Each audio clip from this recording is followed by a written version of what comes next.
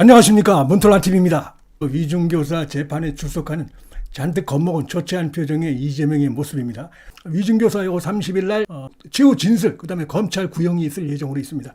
운명의 시간이 결정됐다, 이렇게 볼 수가 있는데, 오늘 이재명의 아킬레스건이라고 할 수 있는 게, 이재명이 김진성 씨에게 잘 모른다고 하는 사람에게 계속 전화를 해가지고 위중교사를 한 그 생생한 이재명의 그 목소리, 김진성 씨의 그 목소리, 이런 것이 담긴 녹취물이 있다는 것입니다.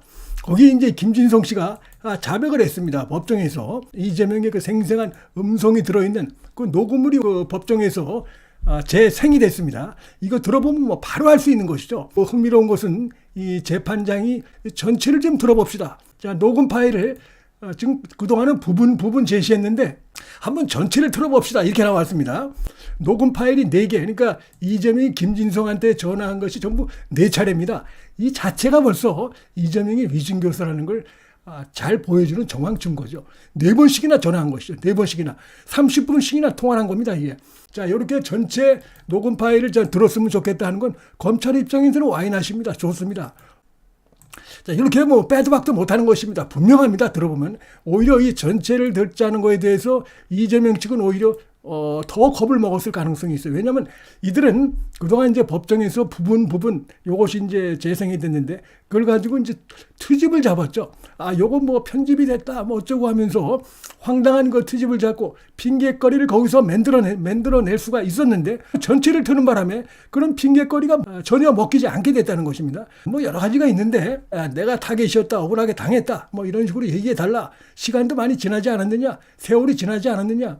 김병량 씨도 죽고 했는데 산 사람은 살아야지 이러면서, 근데 뭐 나는 잘 모릅니다, 오래돼가지고 이러니까 이제 김진성 씨가 쭈뼛쭈뼛하고 잘 모르고 뭐 기억도 안 나고 모르고 이렇게 되니까 한다는 얘기가 그런 얘기를 들었다고 해주면 되지 뭐 라고 하는 부분들, 이게 결정적으로 다 드러나 있습니다. 그러고도 이제 불확실하게 이렇게 답변을 하니까 아예 그 변론 요지서까지 보내준, 그래서 변론 요지서를 읽고 제가 이걸 지금 읽고 잘 이해가 안 되는 부분 등등 해서 전화를 드리려고 했던 참입니다, 이런 내용들. 이재명과 김진성 사이에 오갔더니 생생한 위중교사 현장이 그대로 있습니다. 변론 요지서 답변까지 보내준 겁니다. 답변까지. 그렇기 때문에 빠져나갈 수 없는 상황이다, 이렇게 볼 수 있는데, 법정에서 재생된 녹음 파일은 2018년 12월 22일, 그다음에 12월 24일 집요하게 전화가 옵니다. 이듬해 1월 18일. 그래서 총 전부 4차례 통화한 내용인데, 자, 변호인이 이렇게 얘기합니다. 구차하기 짝이 없다, 이런 생각이 드는데, 검찰이 서중조사에서 한 말은 녹취록에서 부분 발췌를 한 것으로 공소사실에 문제가 많다. 왜 이렇게 짜집기를 해야 하는지 의문이다, 이렇게 얘기하고 있습니다. 이게 무슨 얘기입니까? 전체 이 녹음물을 다 틀었는데 이 황당한 얘기를 하고 있어요. 재판 진행 상황과는 맞지 않는 이런 얘기를 지금 하고 있는 것입니다. 이들은 준비한 게 이겁니다. 검찰이 그 전체적인 내용이 아닌 짜집기를 해가지고 뭐 말을 틀었다, 이렇게 얘기하는데 이게 맞지 않는 것이죠. 엉뚱한 얘기를 하고 있는데, 여기에 대해서 검찰이 2002년 당시에 KBS와 김병량 전 시장이 무슨 이재명을 주범으로 몰기 위해 한 협의나 접촉이 없었다는 게 증거로 드러났어요. 어떤 협의나 어떤 접촉도 없었고, 뭐 이재명 측이 나중에 재판 말미에 지난번 재판 때 날조된 녹취록을 들고 나왔다가 완전히 들통이 났죠. 그 날조된 녹취록에 등장하는 인물이 나와가지고 이게 뭐냐, 이게 무슨 뭐 하는 짓이냐 이래가면서 혼났죠, 이재명이가. 그래서 이재명도 그걸 잘 알고 있다는 것이 핵심이고, 녹취를 들어보면 이재명의 위중교사 혐의가 명백하다 라면서 반박을 했습니다. 자, 지금 이런 상황이고, 그 다음에 이렇게 얘기하고 있습니다. 검찰이 중요한 내용인데, 이렇게 대화한 내용에서 이재명이가 텔레그램을 통해 변론 요지서를 보내주겠다, 이게 확인됩니다. 김진성 씨가 잘 모르고 그렇게 나오니까 내가 답변서를 보내드릴게요, 이래서 그걸 수사를 해가지고 김진성의 사무실에서 이재명이 보낸 그 출력물이 압수가 됐습니다. 빼도 박도 못하는 겁니다. 그러니까 피고인 주장, 즉 이재명의 주장이 기재되어 있는 것이 확인이 되고 있어요. 또 어떻게 도망갑니까, 이재명이? 그러면서 피고인이 뭐 잘 알지 못한다는 김진성에게 그런 상황만 얘기해 주면 된다는 취지로 말하면서 자신의 주장에 부합한 증언을 해달라고 하는 부분이 명백하게 드러난다, 이런 것입니다. 여기도 보면 이제 그에 해당되는 내용이 이런 것이죠.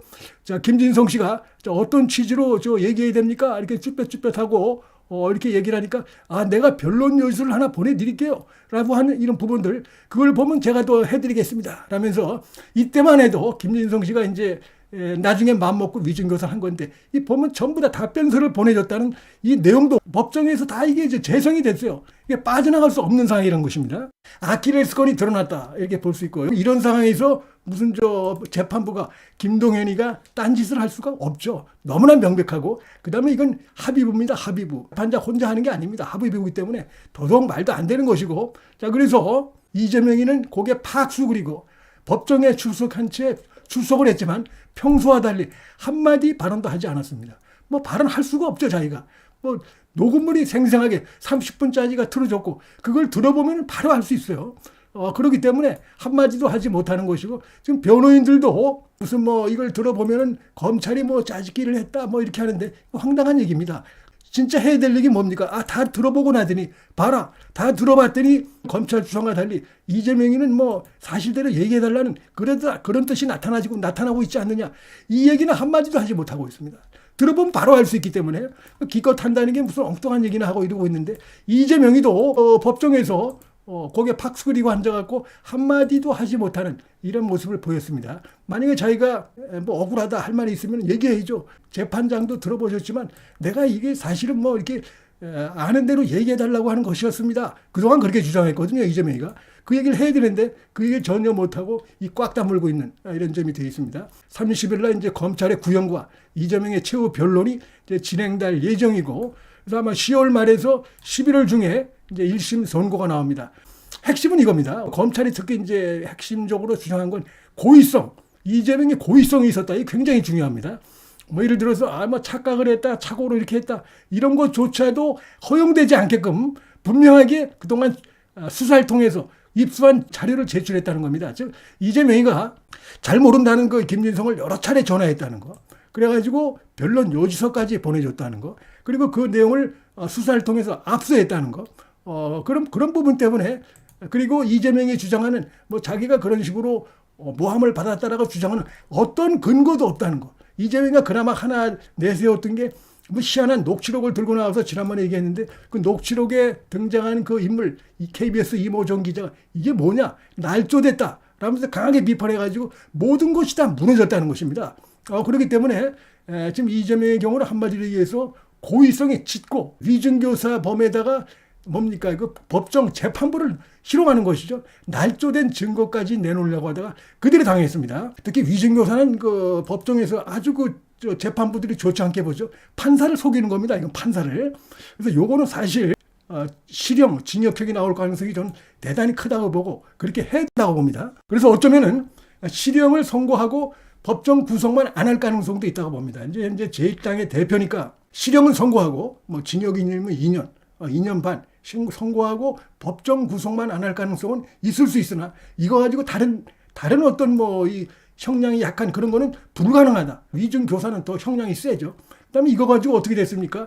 이재명 경기도지사 시절에 재판부를 속여서 유죄 나올 게 무죄가 나오는 이런 것도 있기 때문에, 이게 보통 심각한 게 아니기 때문에 결국 이제 유죄가 나오고 선고가 되고 형량도 상당히 높을 것으로 예상이 되고 있다. 자, 이런 말씀을 드리겠습니다.